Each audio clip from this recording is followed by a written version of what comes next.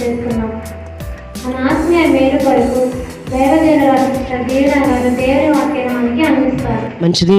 యేసుక్రీస్తు నామములో అందరికీ వందనాలు. రండి దేవుని యొక్క వాక్యాన్ని మనం నేర్చుకుందాం. కొరింథీయులకు రాసిన మొదటి పత్రిక 10వ అధ్యాయము 31వ వచనాన్ని చదువుకుందాం.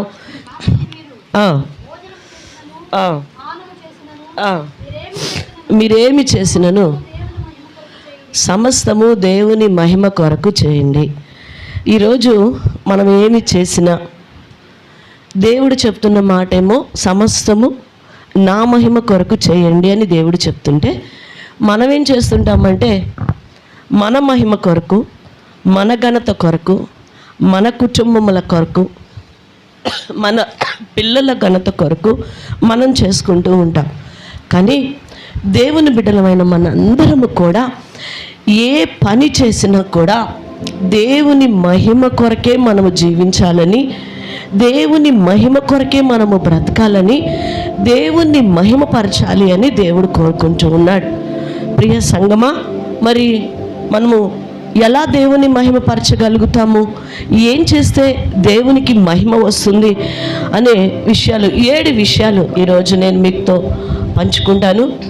ఎప్పుడు దేవునికి మహిమ, నీ ద్వారా నువ్వేం చేస్తే ఎప్పుడు దేవునికి మహిమ వస్తుంది అని 7 విషయాలు ఈరోజు మనం నేర్చుకుందామండి. మొట్టమొదటిగా మనము పరిశుద్ధ గ్రంథములో మనం చూసుకున్నట్లయితే యెహోషువ గ్రంథం 7వ అధ్యాయము 19వ వచనము మనం ఒకసారి చదువుకుందాం రండి. యెహోషువ గ్రంథం 7వ అధ్యాయము 19వ వచనం. ఆకానుతో, నా కుమారుడా, ఇశ్రాయేలీల దేవుడైన యెహోవాకు మహిమను చెల్లించి ఆయన ఎదుట ఒప్పుకొని. చూడండి, ఇక్కడ దేవునికి మహిమ రావాలి అంటే మొట్టమొదటిగా దేవుడు సెలవిస్తున్నాడు, పాపము ఒప్పుకున్నప్పుడు. ఏంటంటండి, పాపము నీ జీవితంలో పాపమును ఒప్పుకున్నప్పుడు దేవునికి మహిమ వస్తుంది. చాలామంది పాపాన్ని ఒప్పుకోవటానికి ఇష్టపడరు. ఆదాము అవ్వలాగా పక్కన వాళ్ళ మీద త్రోసేయటానికి ఇష్టపడతారు, కానీ నిజమే ప్రభా మేము చేశాము అది అని దేవుని యొక్క సన్నిధిలో ఒప్పుకోవటానికి, దేవుని పాదాల దగ్గర కన్నీరు కార్చటానికి ఇష్టపడరు.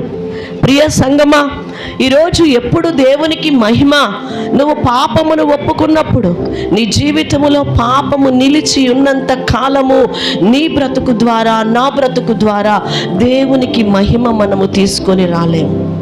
యోహాను సువార్తలో చూస్తాం, 4వ అధ్యాయంలో మనం చూసుకున్నట్లయితే అక్కడ ఒక 15వ వచనంలో ఒక స్త్రీ కనిపిస్తుంది. ఆమె పేరు సమరయ స్త్రీ. ఏం పేరండి? సమరయ స్త్రీ. సమరయ స్త్రీది చూడండి, చదువుదాం. ఆ స్త్రీ ఆయనను చూచి, అయ్యా నేను దప్పిగొనుచున్నాను,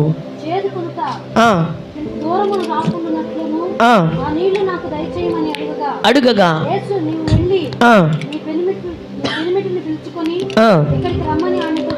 చెప్పెను. ఆ స్త్రీ నాకు పెనిమిటి లేడని, 5 పెనిమిటిలుండిరి, ఇప్పుడు ఉన్నవాడు నీ పెనిమిటి కాదు. చూడండి, ఇక్కడ సమరయ స్త్రీ యేసుక్రీస్తు ప్రభువారి దగ్గరికి వచ్చి, ఆ ఓటేదో నాకు ఇచ్చేసేయి నాయనా, పద్దస్తమానం నేను తాగకుండా ఇక్కడికి రాకుండా అడుగుతున్నప్పుడు ప్రభువారు ఆమెని ఒక మాట చెప్తూ ఉన్నాడు, నీ భర్తని తీసుకొని రమ్మంటే ఆమె నాకు పెనిమిటి లేడు అని పాపమును ఏం చేసింది? ఒప్పుకుంది. రెండోది యేసు ప్రభువారు అన్నారు, నిజమే నీకు 5 ఉన్నారు, ఇప్పుడు ఉన్నాయని కూడా నీ పెనిమిటి కాదు అన్నప్పుడు వెంటనే ఆమె కోపగించుకోలా. అసలు నువ్వెవరివి నా లైఫ్ గురించి మాట్లాడటానికి? అసలు నీకు మా రిలేషన్లో ఏం తెలుసు అని మాట్లాడుతున్నావు? ఏం సంబంధం ఉందని మాట్లాడుతున్నావు మా రిలేషన్ గురించి? ఈరోజు మంచిగా పోతే అయ్యే వస్తున్నాయి, వెనకమాలు పరిగెత్తుకుంటూ వస్తున్నాయి మంచిగా పోతుంటే. ప్రియ సంగమా, సమరయ స్త్రీ మాట్లాడలేదు, ఒక్క మాట కూడా యేసయ్యని అనలేదు. అసలు నువ్వెవరివి నా దోషం గురించి చెప్పటానికి అని. వెంటనే ఆ పాపమును ఏం చేసిందో తెలుసా? అవును అని ఒప్పుకుందండి. ఒప్పుకుంది కాబట్టి ఆమె ద్వారా దేవునికి మహిమకు జరిగినట్లుగా మనం చూస్తున్నాం. ఆమె జీవితము, ఆమె బ్రతుకు దేవుని మహిమపరిచింది. ఆ సమరయలోనే దేవుని నామమును మహిమపరిచిందండి. ప్రియ సంగమా, ఈరోజు దేవుడు మనతో సూటిగా మాట్లాడుతూ ఉన్నాడు.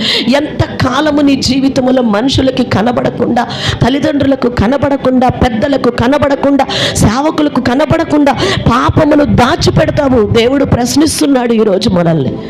పాపమును ఎంత కాలమును మరుగు చేస్తావు సంగమా? ఈరోజు పాపమును ఒప్పుకున్నప్పుడు దేవునికి మహిమ. రెండో విషయాన్ని మనం తెలియచేసుకున్నాం చూడండి. పాపమును ఒప్పుకున్నప్పుడు దేవునికి మహిమ. రెండవదిగా మారు మనసు పొందినప్పుడు దేవునికి మహిమ అంట. ఎప్పుడండి? మారు మనసు. రండి, ప్రకటన గ్రంథం 16వ అధ్యాయం 9వ వచనాన్ని చదువుకుందాం.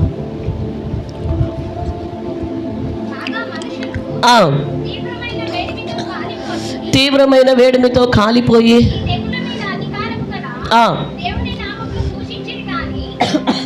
చదవమ్మా. ఆయనను మహిమ పరచునట్లు వారు మారు మనస్సు పొందిన వారు కారు. ఏమండి? దేవుణ్ణి మహిమ పరచునట్లు మారు మనస్సు పొందాలంట. ఏం పొందాలండి? పాపం ఒప్పుకుంటాం. నువ్వే కదా చేసింది అంటే నేనేలే అంటాం, నేనే అంటాం. కానీ మళ్ళీ రిపీట్ చేస్తాం, దాన్ని మళ్ళా చేస్తుంటాం ఆ పాపాన్ని. ఒకసారి ఒప్పుకుంటాం, రెండోసారి ఏం చేస్తుంటాం? దాన్ని మళ్ళీ తిరిగి చేస్తూ ఉంటాం. నీ జీవితంలో ఆ పాపమును ఒప్పుకున్న తర్వాత తిరిగి చేసినప్పుడు దేవునికి మహిమ రాదు. ఎప్పుడు దేవునికి మహిమ అంటే నువ్వు మారు మనసు పొందినప్పుడు, అనగా దాన్ని తిరిగి ఇంకెన్నడూ నీ జీవితంలోనికి రానియకూడదు. ఉదాహరణకి లూకా సువార్తలో 19వ అధ్యాయములో 8వ వచనములో మనం చూస్తున్నాం. అక్కడ మనకు ఒక జక్కయ్య కనిపిస్తూ ఉన్నాడు. ఆయన తన జీవితంలో యేసయ్యని ఇంటికి తీసుకొని వెళ్ళాడు. ఇంటికి తీసుకొని వెళ్ళినప్పుడు యేసయ్య తనతో మాట్లాడుతూ ఉన్నప్పుడు జక్కయ్య ఏం పొందాడో తెలుసా అండి? మారు మనసు పొందాడు, రక్షణ పొందాడు. అంటున్నాడు, యేసయ్య చెప్పలా, యేసయ్య చెప్పకుండానే, ప్రభువా నేను ఎవరెవరి దగ్గర అయితే అన్యాయంగా డబ్బులు తీసుకున్నానో, ఎవరెవరికి నేను మోసం చేశాను, వాళ్ళందరికీ తిరిగి నేనేం చేస్తాను? ఇచ్చేస్తాను ప్రభువా, వాళ్ళకి నేను ఇచ్చేస్తాను ప్రభువా అంటూ ఉన్నాడండి. చదవండి 8వ వచనం.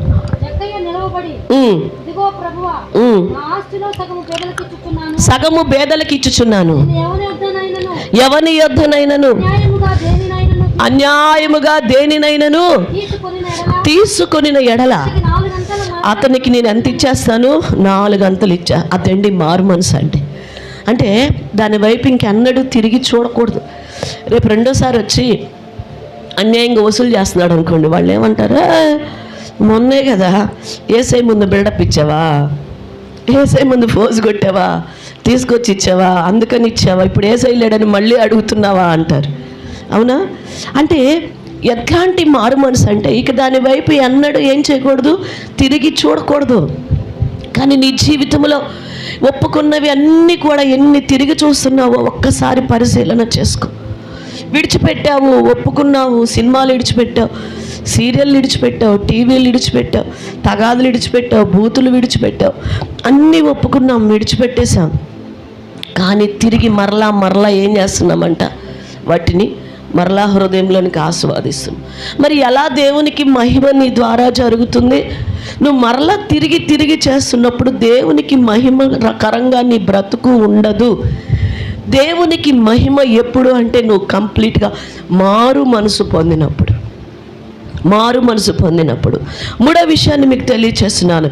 ఎప్పుడు దేవునికి మహిమ అని మనం చూసుకుంటే, స్తుతించినప్పుడు దేవునికి మహిమ వస్తుందంటండి. ఏం చేసినప్పుడు అంట? స్తుతించినప్పుడు. రండి, కీర్తనల గ్రంథం 50వ అధ్యాయము 23వ వచనాన్ని చదువుకుందాం. స్తుతియాగము అర్పించువాడు నన్ను మహిమపరచుచున్నాడు. చాలు. ఏమండి, స్తుతియాగము అర్పించేవాడు ఎవరిని మహిమపరుస్తున్నాడంట? మరి నీ జీవితంలో స్తుతి వస్తుందా, సన్నుగుడు వస్తుందా? ఏమొస్తుంది? చిన్నదానికి పెద్దదానికి సణుగుడు. ఇంట్లో టిఫిన్ బాగోపోతే సణుక్కుంటాం, కూర బాగోపోతే సణుక్కుంటాం, మాట లేదని సణుక్కుంటాం, ఆ ప్లేట్ ఆడుందంటాను సణుక్కుంటాం, గుడ్డలు ఆడున్నాయి అంటాం సణుక్కుంటాం. ఇంట్లో ఎప్పుడు చూసినా సణుగుడు సణుగుడు సణుగుడు సణుగుడు. నీ జీవితంలో ఎక్కడ చూసినా సణుగుడు సణుగుడు సణుగుడు. ఏది కొరత వచ్చినా కూడా ఏం దేవుడో అని సణుగుడు. ఎక్కడ నువ్వు స్తుతియాగము దేవునికి అర్పిస్తున్నావు? నువ్వు స్తుతియాగము చేయటం ద్వారా దేవునికి ఏమి కలుగుతున్నదంట? మహిమ కలుగుతుంది. ఈరోజు నువ్వు దేవుణ్ణి మహిమపరచాలి అంతే. ఈరోజు నీ కోసము, నీ కుటుంబం కోసం, నీ పిల్లల కొరకు కాదు, నీ మహిమంతా దేవునికి చెల్లించాలి. స్తుతించినప్పుడు దేవుని గొప్ప కార్యాలు నువ్వు చూస్తావు. యోబు గారు 1వ అధ్యాయం 21వ వచనంలో యోబు ఏం చేశాడండి? మరి దేవుణ్ణి ఎంతగానో స్తుతిస్తున్నాడు. ఆస్తి పోయింది, అంతస్తులు పోయినాయి, పిల్లలు పోయారు, పొలమన్నీ పోయినాయి, ఆఖరికి శరీరం కూడా చీకు పట్టిపోయింది, పుళ్ళు పడిపోయినాయి, గీక్కోటానికి కూడా చెయ్యి కూడా దూరట్లా, పెంకుతో అనుకుంటున్నాడు, పెంకుతో. అంత భయంకరమైన పరిస్థితి యోబుకు వస్తే ఏమంటున్నాడు 1:21లో? యెహోవా ఇచ్చెను, యెహోవా తీసుకొని పోయిను, యెహోవా నామమునకు స్తుతి కలుగును గాక. మరి నువ్వు చెప్తున్నావా ఆ మాట? హృదయపూర్వకంగా దేవునికి స్తుతి చెల్లిస్తున్నావా సంగమా? ఎన్నిసార్లు ఉదయం లేచి నిద్రించే వరకు సణుక్కుంటూనే సణుగుతూనే ఉన్నావు. ప్రతి విషయంలో సణుగుడు ఎక్కువైపోయింది, కోపం ఎక్కువైపోయింది, ఆయాసం ఎక్కువైపోయింది. నీకు వయసు మీద పడే కొందికి సణుగుడు వస్తుంది అంటారు. అది అన్యులకి, నీకు రాకూడదు. మనం ఎవరము? దేవుని బిడ్డలు. దేవుని బిడ్డలు వయసు పెరిగే కొందికి యవనస్తుల్లాగా తయారైపోవాలి దేవునిలో. హల్లెలూయా. జోయ్ గారు చనిపోయేటప్పుడు కూడా ఎన్నో సంవత్సరాలు పెద్ద ఆయన జాషువా డానియల్ గారు, ఆయన అంటాడు ఇప్పటికీ నేను యవనస్తున్నే అంటాడు. ఆయన చనిపోబోయే ముందు కూడా దేవుని సేవ విషయమున. మన సహవాస నాయకులు జెనీలు అన్నయ్య కూడా అంతే. చనిపోయి మరణ పడకలకి 2 సార్లు వెళ్ళేసి వచ్చినా కూడా దేవుని సేవలో ఎవరినని చెప్తారు? యవనస్తులమే. పరిగెత్తుతున్నారు, ఈ రోజు కూడా దేవుని కొరకు పరిగెత్తుతున్నారు. అంతేకాని ఎప్పుడు కూడా సణుగుతూ ఉండబాకండి. పెద్ద వయసు వచ్చేవాళ్ళు ఒక్కసారి గమనించుకోండి. మీ సణుగుడు వల్ల కుటుంబంలో మీ మీద అసహ్యం ఏర్పడుతుంది, మీ మీద కోపం వస్తుంది. పిల్లలకి అబ్బా ఎప్పుడు ఇంట్లో నుంచి బయటికి వెళ్తారా అనిపిస్తుంది. సన్నుగుడు వస్తుందేమో పరిశీలించుకోండి. ప్రభువా నేను పెద్దవాడిని అయిపోయాను, అబ్రహాములాగా నీ సన్నిధిలో మొరపెట్టడం నేర్పించండి. యోబులాగా నీ వైపు చూడటం నాకు నేర్పించండి, స్తుతించటం నేర్పించండి. ఇస్సాకులాగా దేవుని సన్నిధిలో మొరపెట్టడం నేర్పించండి అని అడగండి దేవుణ్ణి. వృద్ధాప్యంలో కూడా దేవుని పాదాలు పట్టుకోండి, అంతేకాని సనగబాకండి. యవనస్తులారా, మీరు కోరింది దక్కలేదని ఇంట్లో ఫైటింగ్లు చేయటాలు, సనగటాలు చేయకూడదు. ప్రతి విషయంలో ఏం చెప్పాలి? దేవునికి కృతజ్ఞతలే. మరి ఇంత సేవ చేస్తే ఏంది మిగిలింది? 10 రోజులు కష్టపడి విరామము లేకుండా దేవుని సేవ చేస్తే ఏం మిగిలిందండి? ఏం మిగిలింది? అనారోగ్యం మిగిలింది. దేవునికి స్తోత్రం కలుగును గాక. హల్లెలూయా. కానీ పరలోకంలో నాకేముంది? గొప్ప మహిమ ఉన్నది. ఇది దేవునికి మహిమ. ప్రియ సంగమా, ఈరోజు ఈ స్థితిని బట్టి దేవునికి స్తుతి చెల్లించినప్పుడు నీ జీవితంలో అద్భుతాలు చూస్తావు. ఏమండి, ఇశ్రాయేలు ప్రజలు యోర్దాను నది దాటిన తర్వాత ఎరికో గోడలను చూసేసినప్పుడు ఆ ఎరికో గోడల దగ్గర దేవుణ్ణి స్తుతించమన్నప్పుడు వాళ్ళు ఏం చేశారు? మారుమాట మాట్లాడకుండా స్తుతించారా లేదా? స్తుతించారా? ఏంది కానానిస్తానని చెప్పొచ్చి ఈ గోడల చుట్టూతో మేము తిరుగుతా స్తుతించేది ఏంది? గోడల చుట్టూతో బోర్లుదేది ఏంది? అసలు పిచ్చ ఏంది? యెహోషువకి పిచ్చ? మోషే గారు చెప్పటం ఏంది? యెహోషువ చెప్పటం ఏంది? అసలు దేవుడు చెప్పటం ఏంటి? ఏంది ఇదంతా అని ఒక్క మాట మాట్లాడలేదంటే ఏం చేశారంటే వాళ్ళు దేవుణ్ణి స్తుతించారు. ప్రియా చెల్లి, తమ్ముడు, నీ జీవితంలో ప్రతి విషయంలో దేవుణ్ణి స్తుతించు. నీకు ఇచ్చిన తండ్రిని బట్టి స్తుతించు, తల్లిని బట్టి స్తుతించు, నీకు ఇచ్చిన ఫ్యామిలీని బట్టి స్తుతించు, ఇచ్చిన సంఘాన్ని బట్టి స్తుతించు. ప్రతి దాన్ని బట్టి దేవుణ్ణి స్తుతించు. గొప్ప ఆశీర్వాదాలు నీ సొంతమవుతాయి. గోడలు ఏమైపోయినాయి అంట స్తుతించినప్పుడు? కూలిపోయాను. మా ఆయన ఇట్లా ఉన్నాడు, మా ఆయన లేకపోతే, ఈయన అడ్డు లేకపోతే, ఏం అడ్డు లేకపోతే ఇంకా బాగుంటుందప్ప, ఇంకా పరిగెత్తచ్చప్ప. నో, అది నీ భ్రమ. ఆ ముళ్ళు ఉంటేనే నీకు ఆ మాత్రం భక్తి ఉంది. ఆ ముళ్ళు లేకపోతే ఆ భక్తి కూడా ఉండదు. విచ్చలవిడైపోతూ ఉంటాం మనం. ఏమైపోతాం? విచ్చలవిడి. అలాంటి ముళ్ళులు ఉండటం మనకు ఆశీర్వాదకరం. ప్రతి విషయాన్ని బట్టి దేవునికి ఏం చెల్లించండి? కృతజ్ఞతలు చెల్లించండి. 4వ విషయాన్ని తెలియజేస్తున్నా. ఎప్పుడు దేవునికి మహిమ నీ జీవితం ద్వారా అంటే, దేవుడు నీకిచ్చినటువంటి పనిని పూర్తి చేసినప్పుడు దేవునికి మహిమ. రండి, యోహాను సువార్త 17వ అధ్యాయము 4వ వచనాన్ని చదువుకుందాం.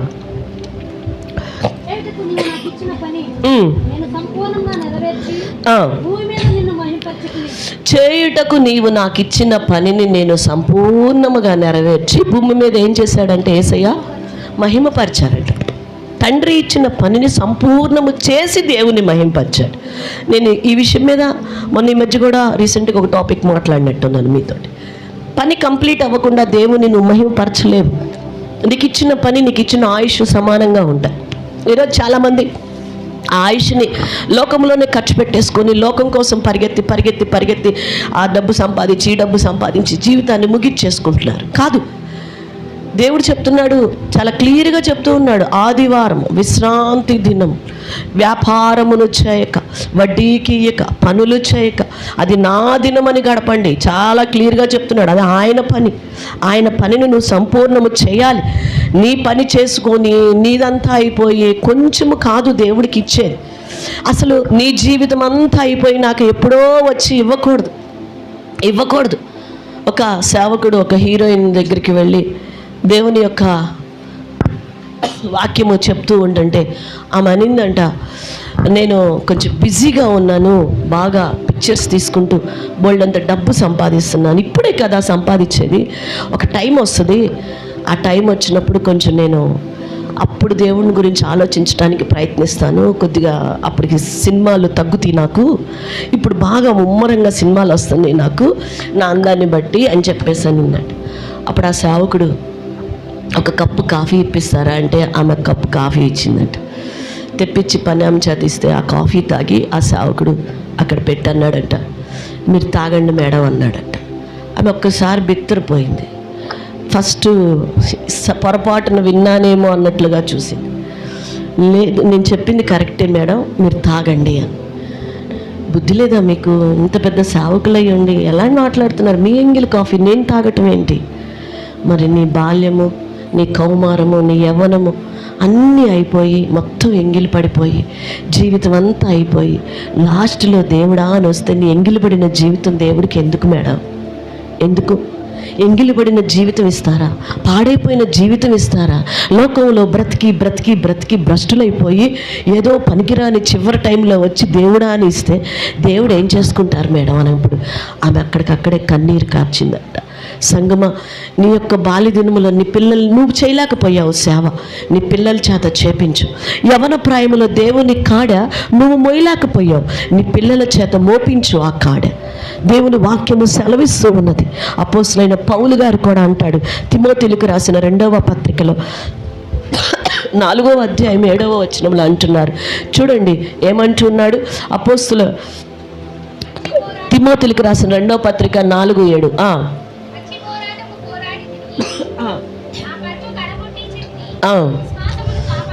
ఏమండి, నా పరుగు ఏం చేశాడంటే ఆయన కడముట్టించాడు. అందుకే చెప్తున్నాడు నన్ను పోలి మీరు నడుచుకోండి అని. తన పరుగుని, దేవుడిచ్చిన పనిని ముగించాడు అపోస్తలుడైన పౌలు కూడా. ఈరోజు దేవుడిచ్చిన పనిని అసంపూర్ణంగా వదిలేసి వెళ్ళిపోబాకండి. చిన్నపిల్లల ప్రోగ్రాం పెడితే స్టార్టింగ్ వచ్చారు, చేశారు, తర్వాత ఎవరి పిల్లల్ని వాళ్ళు, ఎవరి తల్లులు వాళ్ళు, ఎక్కడోళ్ళు అక్కడ యవనస్తులు అందరూ వెళ్ళిపోయారు. ఎన్నోసార్లు చెప్తూ ఉంటుంటాను ఆ విషయంలో. అసంపూర్ణమైన పనులు. ఏమన్నా లేట్ అయిందా? పోనీ ఏమన్నా 11, 12 ఏమన్నా అవుతుందా మనకి ఇక్కడ? లేదు, 9:30, 10 లోపే మొత్తం క్లోజ్ అయింది. మొత్తం అంతా వదిలేసేసి వెళ్ళిపోయారు. ఎవరు చేశారు? లాస్ట్లో కొద్ది మంది మాత్రమే, ఒక 4-5 యవ్వనస్తులు.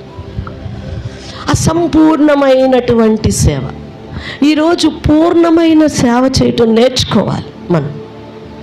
వెళ్ళిపోవటం కదే, ఒక్క పూట దేవుడి కోసం అలా కేటాయించి కాసేపు 1 గంట ప్రియ సంగమా, 1 గంట దేవుని పని మనం చేయలేకపోతే ఇక దేవుని పని మనం ఎలా చేసి దేవుని మహిమపరుస్తాం?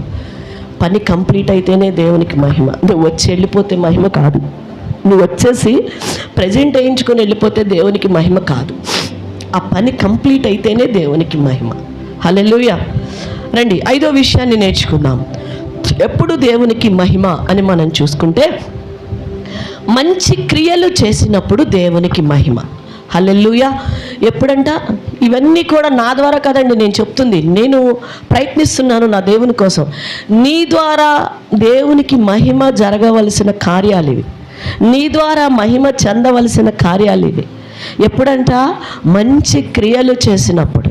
రండి వాక్యాన్ని చదువుకుందాం. మత్తయి సువార్త 5:16.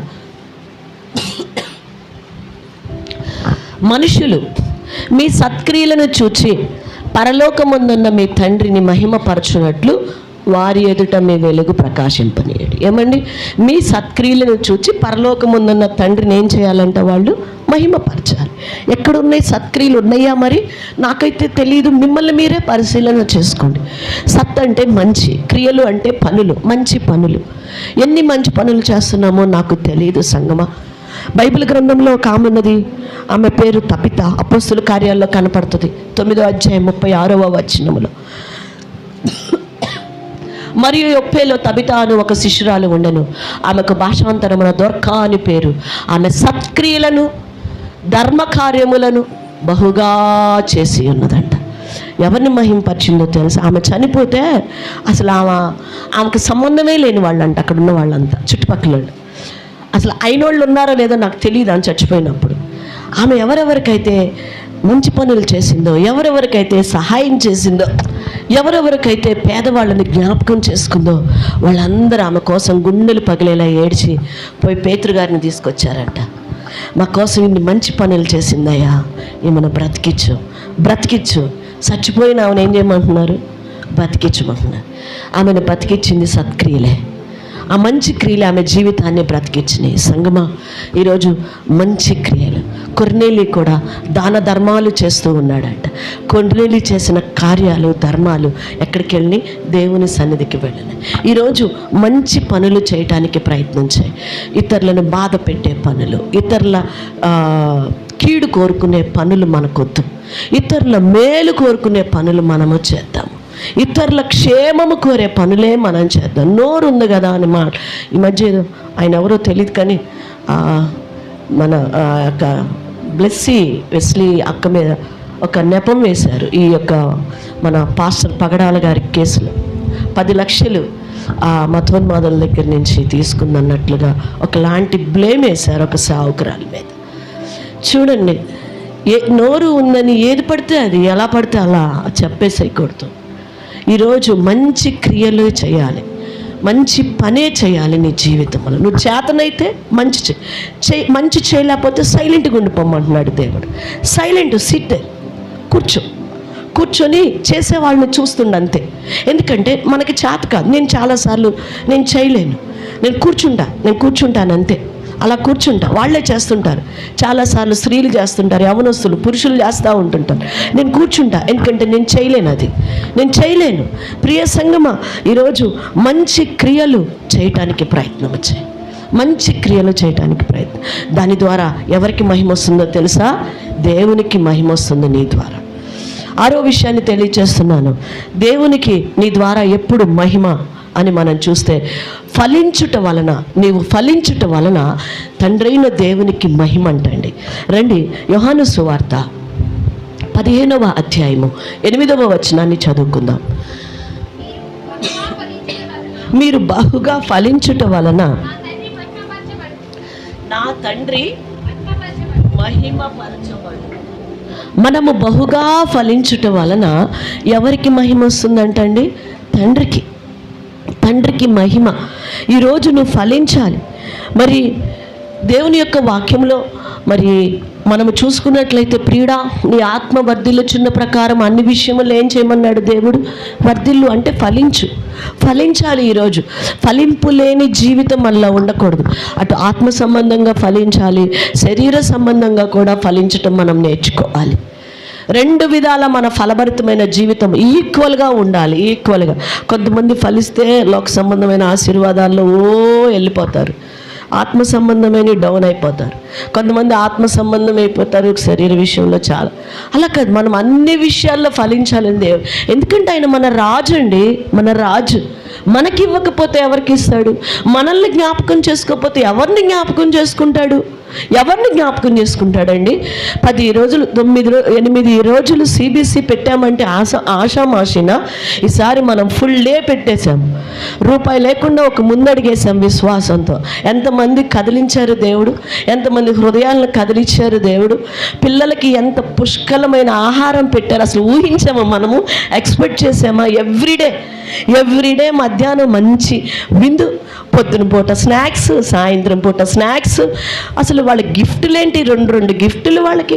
అసలు ఎక్కడి నుంచి అండి? 8 రోజులు ఫుల్ డే అండి, చక్కని వాతావరణం, అన్నీ సమకూర్చేసేసాడండి దేవుడు. ఎలాగా? ఆయా బిడ్డలను లేపుకున్నాడు దేవుడు. మన దేవుడు ఫలింపచేసే దేవుడు, మనకిచ్చే దేవుడు అండి.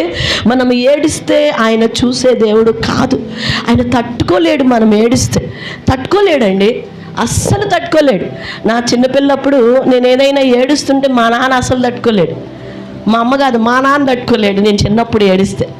ఏడవట్లే, నేను తెచ్చిస్తానులే అనేవాడు మా నాన్న చిన్నప్పుడు. అంటే చిన్నప్పుడు అంటే పెద్ద కోరికలు ఉన్నావుగా, చిన్నవి, ఆ చిన్న వాటికి ఏడుస్తూ ఉండేదాన్ని. ఏడవకమ్మా ఏడవ. ఈ లోక సంబంధమైన తండ్రే, అందులో ఫుల్ డ్రింకర్ అయిన తాగుబోతైన తండ్రే తట్టుకోలేకపోతే పరిశుద్ధుడైన మన పరలోకపు తండ్రి నిన్ను చూసి ఎలా తట్టుకుంటాడు? నీ దుఃఖాన్ని, నీ వేదన్ని, నీ బాధని చూసి ఆయన ఎలా సహిస్తాడు సంగమా? ఈరోజు అడుగు తండ్రిని కన్నీటితో, ఆయన పాదాలు, ప్రభా నేను ఫలించాలి, నా బిడ్డలు ఫలించాలి, మేము ఫలించాలి. ఫలభరితమైన జీవితం ఇలా ఉంటుంది. ఎలా ఉంటుంది? ఇట్లా ఉంటుంది. ఇలా ఉండదండి, ఇలా ఉండదు. ఫలభరితమైన జీవితం ఎలా ఉంటుందంట? ఇలా ఉంటుంది. మరి నువ్వు ఉన్నావా ఆ విషయంలో? ఉన్నావా? నేనైతే నమ్ముతున్నాను. దేవుని వాక్యము చెప్పినట్లు నిరుపేదలైనను దాతృత్వ విషయంలో ఎలాగున్నారంట? ధారాళముగా ఇచ్చే సంఘం సెలా ప్రార్థనా సంఘం. హల్లెలూయా. మీ అందరినీ కూడా దేవుడు దీవించును గాక. యవన చెల్లెలనేంది, స్త్రీలనేంది, పురుషులనేంది, పెద్దలందరినీ కూడా దేవుడు ఆశీర్వదించును గాక. మీరందరూ కూడా దేవుడి విషయంలో ఫలిస్తూ ఉన్నారని నేను నమ్ముచూ ఉన్నాను. ఇంకా ఫలభరితమైన జీవితంలోకి నడిపించును గాక. యోసేపు యవన ప్రాయములోనే ప్రపంచానికి ఫలభరితమైన జీవితాన్ని వెళ్ళిపోయాడట. చూడండి, మనము చూసుకున్నట్లయితే యోసేపు గారి యొక్క జీవితం ఆదికాండములో ఆ యొక్క మన యాకోబు గారు ఆశీర్వదిస్తాడు. ఏమని ఆశీర్వదిస్తాడండి? యోసేపు ఫలించడి కొమ్మ, అంతే. ఎంత ఫలించాడంటే ప్రపంచానికే ఆశీర్వాదం. యెహోవా దేవుని నామము తెలియనివాడు లేడండి ఆ ప్రపంచంలో. అప్పుడు ఆ దినాల్లో ఆహారం కోసం వచ్చిన ప్రతి వ్యక్తి కూడా యోసేపు గురించి తెలుసుకుంటున్నాడు, యోసేపు దేవుడి గురించి వింటున్నారు. హల్లెలూయా. ఎంత మహిమ అండి, ఎంత మహిమ. అది ఫలించటం అంటే. నువ్వు ఫలించటం వల్ల తండ్రికి మహిమ రావాలి. చివరిగా చూడండి, 7వ విషయాన్ని మీకు తెలియచేస్తూ ఉన్నాను. మనము తండ్రిని మహిమపరచాలి అంటే అతడు పుట్టినందున అనేకులకు సంతోషం అంట. చూడండి, దేవుని యొక్క వాక్యంలో మనం చూస్తే లూకా సువార్త 1వ అధ్యాయము 17వ వచనం. అక్కడ ఏముందండి? అతడు పుట్టినందున అనేకులు సంతోషపడుతున్నారు. దేవుడు సంతోషిస్తున్నాడు, అనేకులు సంతోషిస్తున్నారు. 7వదిగా, మరి నువ్వు పుట్టినందుకు దేవునికి మహిమకరంగా ఉన్నావా? దేవుడు ప్రశ్నిస్తున్నాడు. నీ పుట్టుక దేవునికి మహిమకరంగా ఉందా? నీ బ్రతుకు దేవునికి మహిమకరంగా ఉందా? ఈరోజు దేవుడు నిన్ను ప్రశ్నిస్తున్నాడు. నువ్వు దేవుణ్ణి మహిమపరుస్తున్నావా? అక్కడ బాప్తిస్మిచ్చి యోహాను గురించి మాట్లాడుతూ చెప్పాడు. అతడు పుట్టినందువల్ల అనేకులకి ఏం కలిగింది? తల్లిదండ్రులకి సంతోషం అంట, ప్రజలకి సంతోషం అంట, యెహోవా దేవునికి సంతోషం, యేసయ్యకి మార్గం చూపించాడు. మరి ఎంత సంతోషపరిచాడు, మహిమ తెచ్చాడు ఆయన. మరి నీ పుట్టుక ఏంటి? నీ పుట్టుక ఏంటి? ఏదో సామెత అంటారు పెద్దలు, కుక్క చచ్చింది గోడ అవతల పడేసి. అలా ఉండకూడదు మన జీవితం. మన పుట్టుక దేవుణ్ణి మహిమ తేవాలి. మనము సృష్టించేవారమండి. మనము ఏంటంటే ట్రెండ్ ఫాలో అయ్యేవాళ్ళం కాదు, ట్రెండ్ సృష్టించేవాళ్ళం మనం. హల్లెలూయా. నాకు ఇంగ్లీష్ పెద్దగా రాదు, అప్పుడప్పుడు ఒక చిన్న వర్డ్ పట్టుకుంటుంటాను నేను, అంతే. మనము ట్రెండ్ ఫాలో అవ్వకూడదు, దేవుని కోసం ట్రెండ్ సృష్టించేవాళ్ళం. హల్లెలూయా. మనము బ్రతుకుట వలన, జీవించుట వలన దేవునికి మహిమ తేవాలి, అంతే. ఎందుకంటే ఏదో అంటారు, కాకిలాగా కలకాలం జీవించే కన్నా హంసలాగా 6 నెలలు బతికి సావటం మేలు అంటారు. దేవుని కోసం బతికి చచ్చిపోదామండి, దేవుని కొరకు. ఏమండి, పాస్టర్ పగడాల ప్రవీణ్ గారు యవన ప్రాయంలో నిజంగా చెప్పాలంటే 40 అంతే. జస్ట్ ఎవరి కోసం జీవించారు? ప్రభు కోసం పోరాడి క్రైస్తవుల పక్షంగా ఒక ఫైల్ కూడా తయారు చేశారు, ప్రభు పక్షంగా నిలబడి చనిపోయారు. అది అంతే. ఆ పుట్టుక వల్ల అనేకులకి ఏముంది? ఆశీర్వాదం. అలాంటి జీవితం మనం జీవించాలి. ఇదంతా బాగుందక్క, మా జీవితం ద్వారా దేవుని మహింపరచాలన్నారు. పాపం ఒప్పుకోవాలి, మారుమనసు పొందాలి, స్తుతించాలి, మరి దేవుని పని సంపూర్ణము చేయాలి, మంచి క్రియలు చేయాలి, ఫలించాలి. మరి మేము మా పుట్టుకే అసలు దేవుని మహిమపరిచే విధంగా ఉండాలి. దేవుని మహిమపరిస్తే మాకొచ్చే లాభం ఏంటి అంటే, సమూయేలు రాసిన మొదటి గ్రంథం 2వ అధ్యాయము 30వ వచనాన్ని మనం చదువుదాం. చదవండి. నన్ను గణపరచు వారిని గట్టిగా అందరూ చదువుదాం.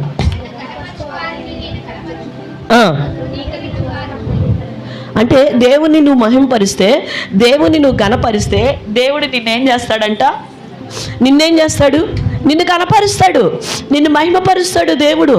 ఈరోజు దేవుని నువ్వు గణపరచట్లా, దేవుణ్ణి మహిమపరచట్లా, పాపాలు దాచిపెట్టేసుకుంటున్నావు, మారు మనసు నువ్వు పొందట్లేదు, తిరిగి వాటి వైపు పరిగెత్తుతున్నావు, స్తుతించే అనుభవం లేదు, దేవుని పని నువ్వు చేయట్లేదు, నీ జీవితంలో ఒక మంచి క్రియలు లేవు, నీ పుట్టుక ద్వారా దేవుణ్ణి ఆరాధించలేకపోతున్నావు. అందుకే నీ జీవితంలో ఘనతలు, ప్రభావాలు తగ్గిపోతూ ఉన్నాయి. దేవుడు అంటూ ఉన్నాడు, నన్ను గణపరచు వారిని నేనేం చేస్తాను?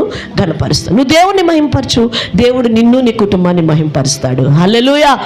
ఆయనకు తెలుసు నిన్ను మహిమపరచటం, ఆయనకి తెలుసు నిన్ను గణపరచటం. ప్రియ సంగమా, ఆయనకు చెందవలసిన మహిమను ఎవ్వరికీ చెందనీయడంట. యెషయా గ్రంథంలో చెప్తాడు, 42:8 అంటాడు, చూడండి, యెహోవా నేనే, నా నామము మరి ఎవనికి నా మహిమను నేను ఇచ్చువాడను కాను, నాకు రావలసిన స్తోత్రమును చెందనివ్వను. నీ ద్వారా దేవునికి రావలసిన మహిమను మరొకరికి చెందనివ్వడు దేవుడు.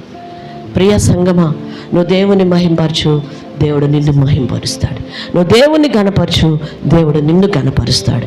ఒక్కసారి పరిశీలన చేసుకో. ఈ 7 పాయింట్స్ నీ జీవితంలో ఉన్నాయా? నెంబర్ 1, నువ్వు దేవుని మహిమపరచాలి అంటే నీ బ్రతుకు ద్వారా ఏం చేయాలంటే, 1 పాపము ఒప్పుకోవాలి, 2 మారు మనసు పొందాలి, ఒప్పుకున్న పాపం వైపు నువ్వు తిరిగి చూడకూడదు, 3 స్తుతి యాగం అర్పించువాడు దేవుని మహింపరుస్తున్నాడు, 4 దేవుడు నీకు ఇచ్చినటువంటి పనిని సంపూర్ణముగా చేయాలి, 5 నువ్వు ఫలించుట వలన మంచి క్రియలు చేసినప్పుడు దేవునికి మహిమ వస్తుంది, 6 ఫలించుట వలన దేవునికి మహిమ, 7 నీ పుట్టుకే దేవునికి మహిమకరంగా ఉండాలి. నువ్వు పుట్టటివి అసలు నీ పుట్టుకే దేవునికి మహిమకరంగా నువ్వు బ్రతకాలి. అలా బ్రతికితే నన్ను గణపరచు వారిని నేను గణపరుస్తున్నాను అంటున్నాడు. ప్రియ సంగమా, అడుగుదామా దేవుణ్ణి, ప్రభా నిన్ను మహిమపరచకపోవటం వల్లే నేను ఫలింపలేని స్థితిలో నేనున్నాను, మోడుబారిపోయిన స్థితిలో నేనున్నాను, నన్ను క్షమించండి అని దేవుని సన్నిధిలో మనల్ని మనము పరిశీలించుకుందాం, ప్రార్థన చేసుకుందాం. అలానే మోకరించి కళ్ళు మూసుకోనండి. దేవుని సన్నిధిలో మనల్ని మనం పరిశీలించుకుందాం, ప్రార్థన చేసుకుందాం.